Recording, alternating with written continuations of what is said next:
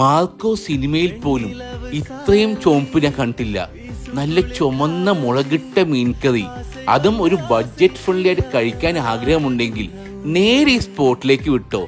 ആ ഇളം മീൻകറിയിലേക്ക് ആ ഊണിലേക്ക് ഒഴിച്ചു, ആ ചോറൊന്ന് നെവടി കഴിച്ചു, അതിനോട് ബീട്രൂട്ട്, അവിയല് എല്ലാം കൂടി മിക്സ് ചെയ്ത് കഴിക്കാൻ ഒരു ഒന്നൊന്നര ഫീലാണ്.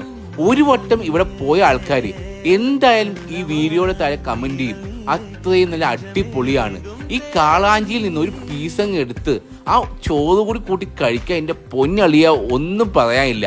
ഒരു ബഡ്ജറ്റ് ഫ്രണ്ട്ലി സീ ഫുഡ് ഹോട്ടലാണ് നിങ്ങൾ നോക്കുന്നെങ്കിൽ ഒരു വട്ടം ഇവിടെ വന്നാൽ മതി. പിന്നെ ഇവിടുത്തെ സ്ഥിരം കസ്റ്റമർ ആവും.